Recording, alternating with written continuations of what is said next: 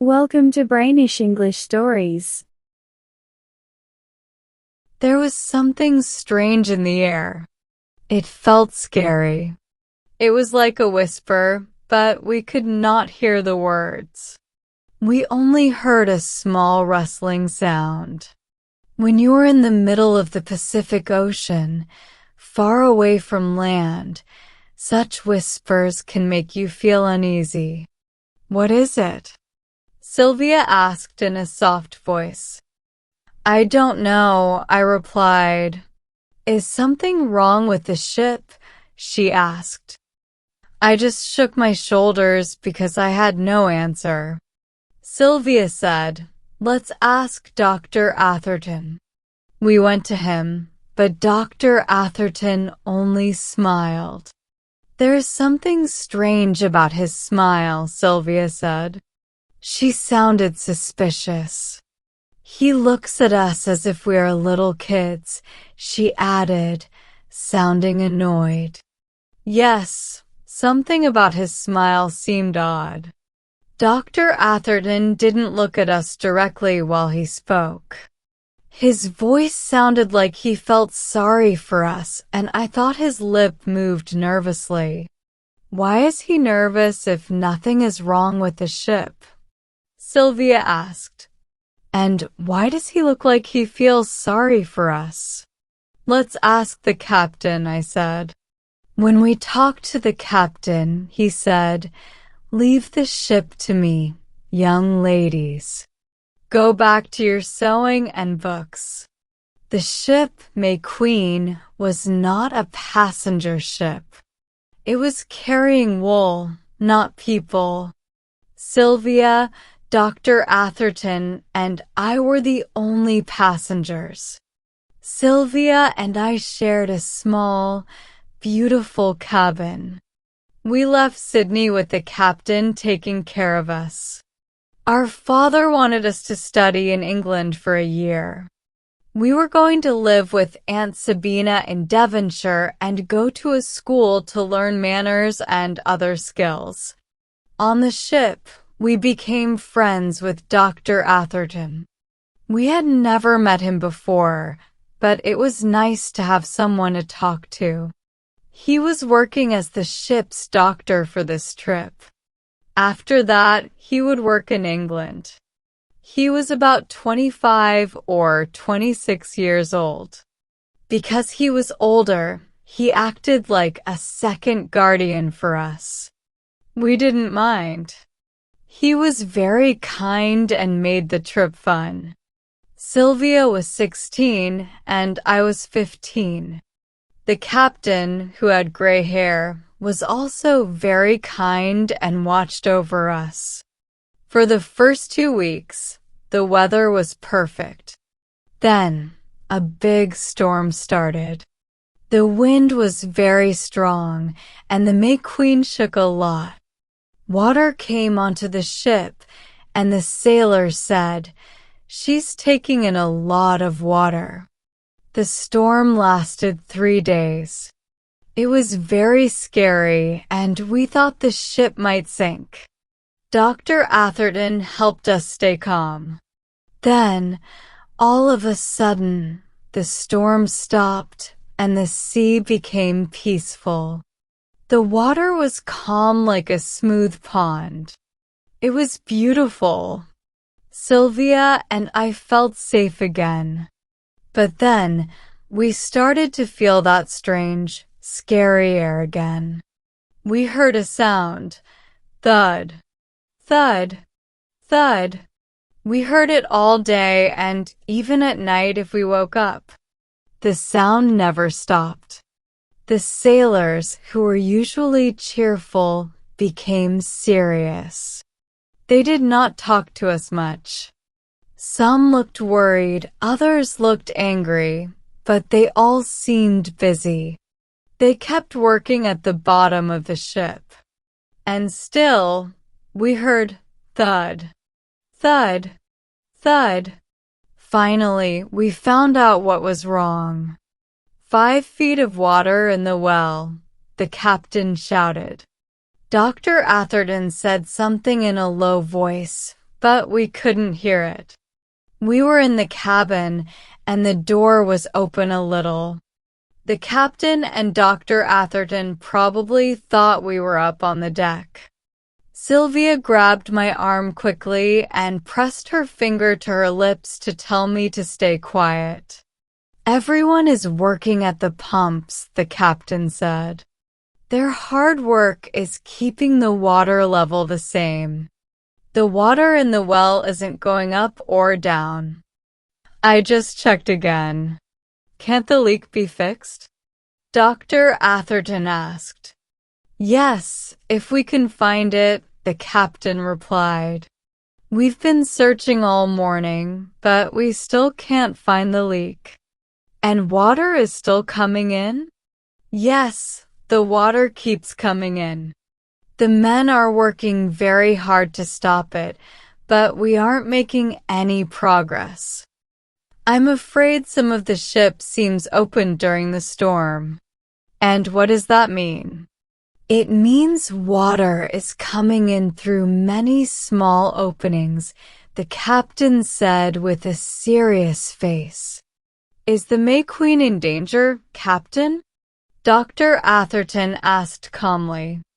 There was a pause. We could hear our hearts beating. Then the captain said, "I wish those girls were not on this ship. But we're here," Sylvia said loudly. She quickly opened the door and stood in front of the surprised men. "We are here, Captain Maitland, and since we're here, please don't keep us in the dark." "My goodness," said Dr. Atherton in shock. The captain looked very serious and said, "Young lady, you were listening without permission. That's something I do not allow." "Oh, Captain Maitland, is the ship in danger?" I asked quickly. The captain didn't answer me. He just looked very annoyed. Sylvia walked up to him and gently put her hand on his arm. "We couldn't help hearing," she said. "If the ship is really in danger, it's better for us to know. Please don't be upset with us. But we want the truth." We are not little kids," I said, my heart beating fast. "And we are not cowards," Sylvia added, though her lips were trembling a little. The captain coughed. "The May Queen has a leak?" Sylvia asked. "You heard me say that, didn't you? And the ship is in danger, Captain Maitland? Can you trust me, young lady?" he asked. Sylvia put her hand in his. "You know we trust you," she said. The captain held her hand firmly and smiled at me. "Thank you for trusting me," he said. "The May Queen has 5 feet of water in her well because the storm damaged her. Right now, we're pumping the water out as fast as it comes in. Do you understand?" "Yes," Sylvia said softly. "So far, so good. Don't worry. Try not to think about it too much. Just remember, the captain is steering the ship. We're doing everything we can." And he said, pointing up, "The other captain is watching us from above." Then he left. I barely noticed Dr. Atherton saying something to Sylvia. A few minutes later, he also left. "Gone," Sylvia whispered, looking amazed. "He's gone to take his turn at the pumps." Now we knew why we kept hearing thud. Thud. It was not just noise, it felt like it was hitting our hearts. We went up to the deck. We needed fresh air. We needed light. It was so scary to think of sinking, going down and drowning below in the cabin. Up on the deck, we could see the sky and pray to the captain above. The sea was calm. After the terrible storm, it didn't seem like we could be in danger anymore. The blue water looked like a mirror of the blue sky. When the sun was setting, the pink light from the sky made the sea look even more beautiful. It doesn't feel so scary now, I whispered to Sylvia. Not like during the storm. No, she said, but her lips were pale. There isn't even a ripple on the water, I said. If they keep pumping the water out, we'll make it to land. Yes, Sylvia said quietly, holding my hand tighter. After a moment, she asked, "Are we very far from land?" I think Mr. Wheeler said we're 900 miles away. Sylvia shivered.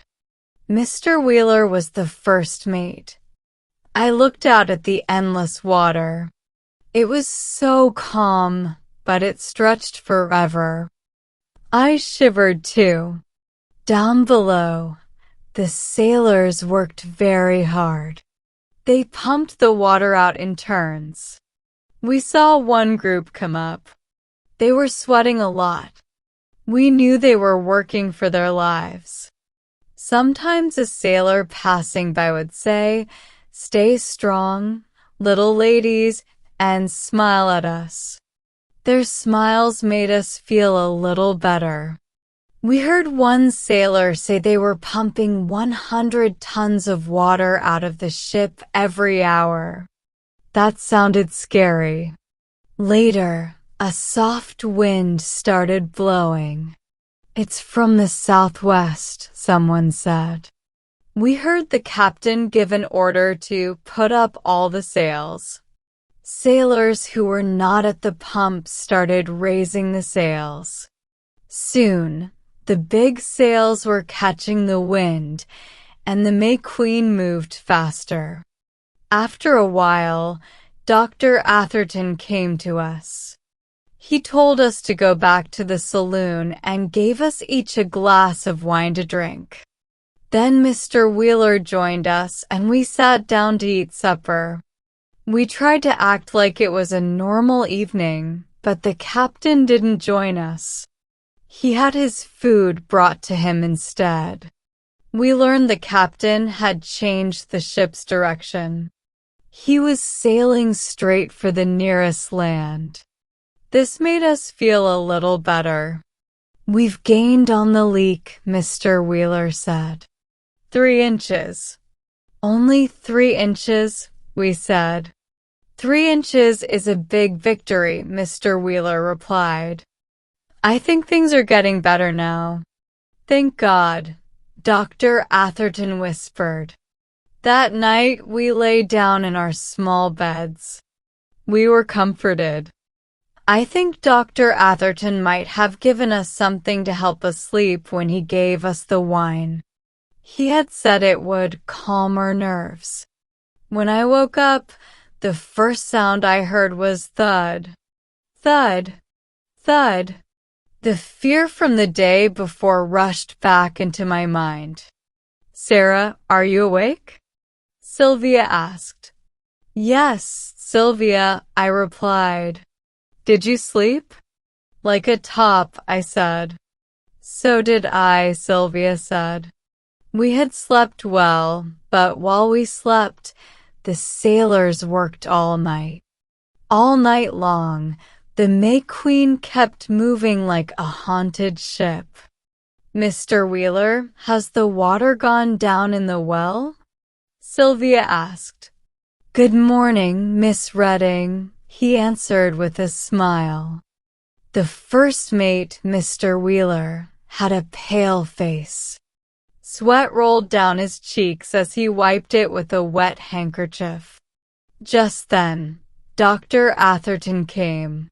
"Good morning, young ladies," he said. He didn't look like the neat doctor we knew. He wasn't wearing a collar or a coat. His hair was messy and damp. "Did you sleep well?" he asked. Mr. Wheeler quickly walked away. "You didn't sleep, did you? We said. The doctor's tired eyes and pale face told us the answer. You stayed up all night? Sylvia asked calmly. I couldn't help it. I started crying. Don't cry, Miss Sarah, the doctor said gently. Has more water come into the ship? Sylvia asked. The water has gained a little, he said, not wanting to tell us. But Mr. Wheeler said we were gaining yesterday. The doctor didn't answer. Instead, he said, go back to your cabin. Breakfast will come soon. We are not fit to eat with ladies this morning. Please let us stay on deck, I begged. No, the captain said you must go to the cabin, he replied. Don't cry, Miss Sarah. It will make the captain worry. His biggest worry is you being on the ship. You wouldn't make it worse for him, would you? He looked at Sylvia. Miss Sylvia, help your sister. After breakfast, maybe you can go on deck. We went back to the cabin. Sylvia didn't cry, but her face was very white and her hands were cold. Don't cry, Sarah, she said. Crying won't help. Breakfast came, but we could hardly eat. We sent most of it away, not caring about the food. Later, we regretted it. After breakfast, we were allowed to go on deck. The sun was shining brightly, mocking us. The sea was so calm, so blue, so endless. It looked peaceful, but there was no land in sight, just sea and sky everywhere. Mr. Wheeler, are we closer to land? Sylvia asked. A little closer, he said. How much closer? We've traveled 250 miles, he replied. Yesterday we were almost 1,000 miles away. I said. Yes, Miss Sarah, he answered. I wanted to scream but stayed silent. Sylvia stood still, her hands clenched tight. Will a ship pass by? She asked. There's a good chance, he replied. Just then, the sailors who had been pumping water came up. They looked tired and hopeless. One big man lit a pipe and said, No use pumping this ship. She's doomed. A voice shouted, 7 feet of water in the hold. The sailors panicked.